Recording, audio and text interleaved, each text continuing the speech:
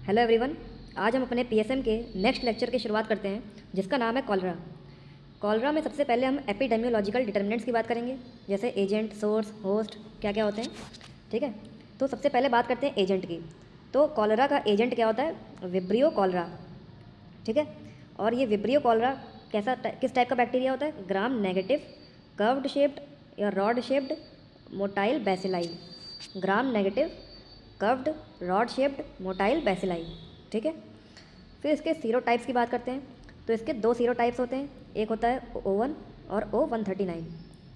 फिर O1 को further divide किया गया दो, उसमें एक क्लासिकल और एक एल्टॉर। फिर एल्टॉर को on the basis of methylation further three biotypes में डिवाइड किया गया है, ओगावा, इनाबा और हिकोजिमा। ओगावा में मिथाइलेटेड होता है, इनाबा नॉन मिथाइलेटेड होता है और Hikojima both methylated and non methylated. ये तीनों क्या हैं? बायोटाइप्स हैं। ठीक है, और अगर इंडिया की बात करें तो इंडिया में सबसे मोस्ट कॉमन क्या है? एल्टॉर सब सीरोटाइप और ओगावा बायोटाइप। ठीक है, फिर आगे बढ़ते हैं। अब क्लासिकल O1 और एल्टॉर की बात कर लेते हैं। तो देखिए, तो क्लासिकल वाला कैसा है? शॉर्टर एपिडेमिक होता है इसका, और एल्टॉर का लॉन्गर एपिडेमिक होता है। और क्लासिकल में सेकेंडरी केसेस बढ़ते हैं और एल्टॉर में डिक्रीज़ होते हैं।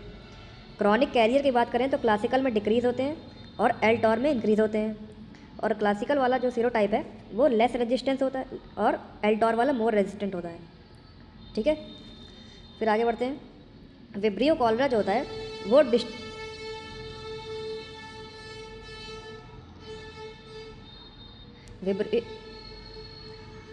विब्रियो कॉलरा जो होता है वो डिस्ट्रॉय होता है by the following physical factors. कौन कौन से फिजिकल फैक्टर होते हैं? पहला है हीट वो भी 30 to 40 degree Celsius for 30 minutes. दूसरा है ड्राइंग, और तीसरा है bleaching powder 5 to 6 milligram per litre. ये एक तरह का डिसइंफेक्टेंट होता है। ठीक है, डिसइंफेक्टेंट तो मतलब हीट से, ड्राइंग से और ब्लीचिंग पाउडर से, इन तीनों से जो हम विब्रियो कॉलरा को डिस्ट्रॉय कर सकते हैं। और कॉलरा से की वजह से जो डेथ होती है इसको क्या बोलते हैं? Blue death. क्यों बोलते हैं ब्लू डेथ? क्योंकि यहाँ पर जो पेशेंट होता है इसकी बॉडी कैसे हो जाती है? साइनोस्ड हो जाती है इसकी body, grey bluish tinge due to dehydration. उसकी जो बॉडी होती है पूरी साइनोस्ड हो जाती है, ग्रे ब्लूइश हो जाती है ड्यू टू डिहाइड्रेशन। इसी वजह से कॉलरा से जो डेथ होती है इसको बोलते हैं ब्लू डेथ। फिर इसके सोर्स की बात करें तो इसके सोर्स जो होते हैं कौन कौन से होते हैं? पहला है केस और कैरियर ऑफ कॉलरा। ठीक है, 75% पीपल में जो इन्फेक्टेड हैं with cholera do not develop symptoms. तो कहने का मतलब जो 75% पीपल जो कि इन्फेक्टेड होते हैं कॉलरा से, वो कैसे होते हैं? सब क्लिनिकल केसेस या कैरियर्स। उनमें इन्फेक्शन तो होता है मगर कोई साइन एंड सिम्टम्स नहीं होता है। For every 1 case of cholera 50 to 100 सब क्लिनिकल केसेस। मतलब अगर 50 से 100 सब क्लिनिकल केसेस होंगे तो उनमें से एक किसी को कॉलरा होगा, एक केस होगा। ठीक है, फिर इसके इन्फेक्टिव मटेरियल की बात करें तो इन्फेक्टिव मटेरियल क्या होता है? स्टूल हो सकता है या वॉमिटस ऑफ द केस और कैरियर। और फिर बात करते हैं carriers, different type of carriers कौन कौन से होते हैं और उसकी इन्फेक्टिविटी पीरियड की। तो ये है कैरियर्स, ठीक है, और ये उसका इन्फेक्टिविटी पीरियड। तो देखो, तो पहला है carrier case of the cholera, मतलब डिसीज्ड हो गया, तो इसका इन्फेक्टिविटी पीरियड कितना होता है? 8 to 10 डेज। दूसरा है इंक्यूबेटरी कैरियर, इसका इन्फेक्टिविटी पीरियड 1 to 5 डेज। तीसरा है हेल्दी कैरियर, इसका इन्फेक्टिविटी पीरियड होता है 10 डेज। चौथा है कन्वालेसेंट कैरियर, इसका इन्फेक्टिविटी पीरियड कितना होता है? 2 to 3 वीक्स। और कन्वालेसेंट कैरियर क्या होता है कि जब कोई पेशेंट रिकवरी फेज में होता है तब उस टाइम पर अगर वो शेडिंग करता है किस इन्फेक्शियस एजेंट की तो उसको बोलते हैं कन्वालेसेंट कैरियर। फिर पांचवा है क्रॉनिक कैरियर, ये रेयर होता है और इसका जो इन्फेक्टिविटी पीरियड होता है वो कुछ महीने से कुछ साल तक होता है। ठीक है, मंथ्स टू ईयर तक होता है। तो ये कुछ कैरियर्स है, इसके इन्फेक्टिविटी पीरियड याद रखे रहना, इस पर क्वेश्चन भी बनते हैं। सबसे इंपॉर्टेंट क्या है? Convalescent carrier. ठीक है, इसमें क्या होता है कि जब पेशेंट अपने रिकवरी फेज में होता है तब वो अगर शेडिंग करता है किसी भी मतलब कॉलरा के इन्फेक्शियस एजेंट की, विब्रियो कॉलरा की, और इसको इन्फेक्ट करता है तो क्या बोलते हैं उसको? Convalescent career. हेल्दी कैरियर क्या होता है कि पेशेंट बाहर से तो एकदम हेल्दी दिख रहा है, उसमें कोई इन्फेक्टिविटी मतलब साइन एंड सिम्टम्स नहीं है, मगर उसके अंदर इन्फेक्शियस एजेंट प्रेजेंट है और उसका जो इन्फेक्टिविटी पीरियड कितना होता है? 10 डेज। ठीक है, फिर आगे बढ़ते हैं। इसके रिजर्वायर की बात करें तो रिजर्वायर क्या होता है कॉलरा का? Humans. Human is the only reservoir. और इसके पीरियड ऑफ कम्युनिकेबिलिटी कितनी होती है? 8 to 10 days two months and years. 8 से 10 दिन से लेकर कुछ महीने 1 साल तक हो सकती है, ठीक है। इसका मोड ऑफ ट्रांसमिशन कैसे होता है? Contaminated food and water. Contaminated water, food और डायरेक्ट कॉन्टैक्ट से फैल सकता है।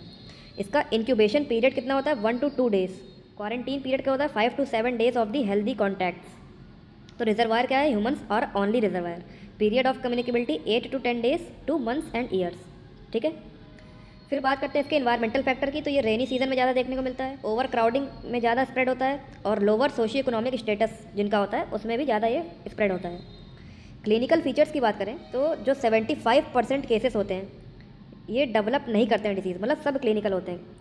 और 5 to 10% जो होते हैं वो माइल्ड केसेस होते हैं, और 15 to 20% जो होते हैं वो सीवियर डिहाइड्रेशन होते हैं, ठीक है, कॉज करते हैं सीवियर डिहाइड्रेशन। 75% वाले जो होते हैं वो डिसीज़ डेवलप नहीं करते हैं, और 5 to 10% जो होते हैं वो माइल्ड केसेस होते हैं, और 15 to 20% जो होते हैं वो सीवियर डिहाइड्रेशन कॉज करते हैं। अब इसमें 3 स्टेज आती हैं। पहला है स्टेज ऑफ इवैक्यूएशन, दूसरा है स्टेज ऑफ कोलैप्स, और तीसरा है stage of recovery. Stage of evacuation में क्या होता है? प्रोफ्यूज और पेनलेस डायरिया होता है। प्रोफ्यूज और पेनलेस डायरिया, ठीक है, पेनलेस डायरिया होता है। और यहाँ पर इंपॉर्टेंट लाइन क्या लिखी है? Rise water stool. ये राइस वाटर स्टूल ही कॉलरा की सबसे बड़ी पहचान होती है। डॉक्टर या कोई भी इन्वेस्टिगेटर जो होता है वो राइस वाटर स्टूल ही सबसे पहले चेक करता है, ठीक है। और स्टेज ऑफ कोलैप्स में क्या होता है? Severe diarrhoea and dehydration. फिर तीसरा स्टेज है स्टेज ऑफ रिकवरी। फिर इसके डायग्नोसिस की अगर हम बात करें तो डायग्नोसिस में सबसे पहले क्या करते हैं? हम स्टूल सैंपल को कलेक्ट करते हैं, ठीक है। इन कम्युनिटी, अगर कम्युनिटी में है तो हम वाटर सैंपल को कलेक्ट करेंगे। फिर हमने स्टूल कलेक्ट कर लिया, फिर उसको ट्रांसपोर्ट करेंगे। ट्रांसपोर्ट करने के लिए कौन सी बॉटल से यूज़ करेंगे? McCartney bottle for the transport of stool. और ट्रांसपोर्ट होल्डिंग मीडिया कौन सा होता है जिसमें मीडिया डाल देते हैं? Venkataraman Ramakrishna media, VR media. ये भी बहुत इंपॉर्टेंट पूछा जाता है कि वेंकटरमन रामाकृष्ण मीडिया किस में यूज़ होता है? ये कॉलरा के स्टूल सैंपल के, मतलब जब ट्रांसपोर्ट करते हैं तो ट्रांसपोर्ट होल्डिंग मीडिया होता है ये, ट्रांसपोर्ट मीडिया। फिर रेक्टल स्वैब को कैसे ट्रांसपोर्ट करते हैं? इन एल्कलाइन पेप्टोन वाटर या और कैरी ब्लेयर मीडिया, ये भी पूछा जाता है, ठीक है। तो इसको स्टोर किस में किया हमने? मैकार्टनी बॉटल में, उसको ट्रांसपोर्ट किया, फिर ट्रांसपोर्ट मीडिया उसमें डाल दिया, कौन सा? वेंकटरमन रामाकृष्ण मीडिया। और रेक्टल स्वैब्स के लिए एल्कलाइन पेप्टोन वाटर और कैरी ब्लेयर मीडिया को यूज़ किया, ठीक है। फिर आगे बढ़ते हैं। कल्चर मेथड्स की बात करें तो कल्चर मेथड्स में पहला है इनरिचमेंट। तो इनरिचमेंट कैसे करते हैं? Inoculation into peptone water tellurite media. इससे हम उसको इनरिच करते हैं सैंपल को, जिससे कि इसमें हैंगिंग ड्रॉप मेथड यूज़ करते हैं, demonstrate the scintillating movements. Dark field illumination use करते हैं to shooting stars in the dark sky. जब इसको हम डार्क फील्ड इल्यूमिनेशन में देखते हैं तो हमें कैसा अपीयरेंस दिखता है? Shooting stars in the dark sky, मतलब डार्क स्काई में एक तारा टूट के गिर रहा है, ठीक है, शूटिंग स्टार्स। और सेलेक्टिव मीडिया कौन सा यूज़ कर सकते हैं? Thiosulfate citrate bile salt sucrose agar, TCBS। ये भी इंपॉर्टेंट पूछा जाता है, ठीक है, कि सेलेक्टिव मीडिया। फिर उसके बाद लास्ट में क्या करते हैं? सीरोलॉजिकल टेस्ट करते हैं, ठीक है। फिर ट्रीटमेंट की बात करें तो ट्रीटमेंट में सबसे पहले हम क्या करते हैं? आइसोलेट कर देते हैं पेशेंट को। कब तक आइसोलेट करते हैं? Till the 2 to 3 negative stools culture reports obtain, जब तक हमें 2 से 3 नेगेटिव स्टूल कल्चर ऑब्टेन नहीं हो जाते हैं। दूसरा है cholera is a notifiable disease. फिर इसमें हम चेक करते हैं डिग्री ऑफ डिहाइड्रेशन। अगर डिग्री ऑफ डिहाइड्रेशन के हिसाब से हम प्लान A, प्लान B और प्लान C को अंदर उसको रखते हैं। प्लान A में किसको रखते हैं? हम माइल्ड डिहाइड्रेशन वाले को रखते हैं, माइल्ड डिहाइड्रेशन वाले को। और प्लान B वाले में हम मॉडरेट डिहाइड्रेशन वाले को रखते हैं, और प्लान C वाले में हम सीवियर डिहाइड्रेशन वाले को रखते हैं। पिछले चैप्टर में मैंने पढ़ाया था। तो अगर माइल्ड डिहाइड्रेशन है तो इसमें क्या करते हैं हम कि उसको होम मैनेजमेंट दे देते हैं, ठीक है, होम मैनेजमेंट करते हैं, होम मैनेजमेंट। और अगर मॉडरेट है तो इसको ORS देते हैं, ठीक है। और अगर सीवियर है तो क्या करते हैं? IV फ्लूइड चढ़ाते हैं। और कौन सा फ्लूइड चढ़ाते हैं? रिंगर लैक्टेट सॉल्यूशन,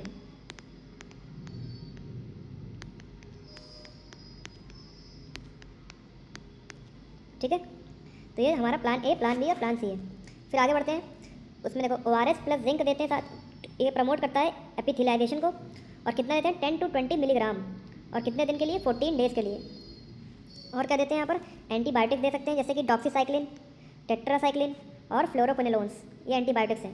लेकिन अगर चिल्ड्रन और प्रेग्नेंट वोमेन है तो, अगर चिल्ड्रन या प्रेग्नेंट वोमेन है तो इनमें क्या देंगे? एरिथ्रोमाइसिन देंगे। अब सैनिटेशन मेजर्स की बात करते हैं तो क्या क्या सैनिटेशन मेजर होने चाहिए? पहला है concurrent and terminal disinfection of the stool and vomitus with the cresol. Terminally हम डिसइंफेक्ट कर देते हैं स्टूल को, किससे? क्रिसॉल से। और क्या होना चाहिए? सेफ़ वाटर सप्लाई होना चाहिए और सेफ़ एक्सक्रीटर डिस्पोजल। तो ये सब कुछ सैनिटेशन मेजर्स हैं जिससे कि हम कॉलरा को प्रिवेंट कर सकते हैं। फिर बात करते हैं control of the cholera. Cholera को कंट्रोल कैसे करते हैं? कीमोप्रोफाइलेक्सिस करके। कीमोप्रोफाइलेक्सिस में क्या करते हैं? हम टेट्रासाइक्लिन देते हैं। कितने दिन के लिए? 3 डेज़ के लिए। अगर एडल्ट्स हैं तो 500 मिलीग्राम देते हैं BD, मतलब twice a day for 3 days. और अगर चिल्ड्रन है 4 to 13 ईयर्स जिनकी एज है तो उन्हें कितना देते हैं? 125 मिलीग्राम BD मतलब ट्वाइस अ डे और फॉर 3 डेज़। और चिल्ड्रन है अगर जिनकी उम्र 0 to 3 ईयर्स है तो उन्हें कितना अमाउंट देते हैं? 50 milligram BD for 3 days. Other alternative में क्या है? डॉक्सीसाइक्लिन है जो 300 मिलीग्राम सिंगल ओरल डोज। ठीक है। कीमोप्रोफाइलेक्सिस में क्या लेते हैं? टेट्रासाइक्लिन देते हैं। अगर एडल्ट्स है तो 500 milligram BD twice a day for 3 days. और अगर चिल्ड्रन है तो 4 to 13 ईयर्स है जिनकी एज तो उसमें 125 मिलीग्राम BD देंगे। और अगर जिनकी उम्र 0 to 3 ईयर्स है तो उसमें 50 मिलीग्राम BD देंगे। ठीक है। अदर अल्टरनेटिव में डॉक्सीसाइक्लिन जाते हैं और इसका 300 मिलीग्राम देते हैं सिंगल ओरल डोज। फिर इसके इम्यूनाइजेशन की बात करें तो इम्यूनाइजेशन में 2 टाइप की वैक्सीन आती हैं, पैरेंट्रल और ओरल। पैरेंट्रल की बात करें तो जैसे इंजेक्टेबल्स वाली होती हैं वो हीट किल्ड होती हैं और फिनॉल प्रिजर्व वैक्सीन, बट इसको हम यूज़ नहीं करते हैं। ठीक है, नॉट यूज्ड। और तो यूज़ कौन सी करते हैं? ओरल वैक्सीन यूज़ करते हैं। अब ओरल वैक्सीन में 2 टाइप की होती हैं, एक होती है ड्यूकोरल और एक शैंकॉल एंड मोर्कावैक्स। तो ड्यूकोरल जो होती है वो उसमें ओवन टाइप की होती है, केवल ओवन सीरोटाइप होता है इसमें, और ये मोनोवैलेंट वैक्सीन होती है। जो शैंकॉल होती है ये ओवन और O139 दोनों सीरोटाइप होता है और ये बाईवैलेंट स्ट्रेन होती है। ठीक है, बाईवैलेंट टाइप की वैक्सीन होती है।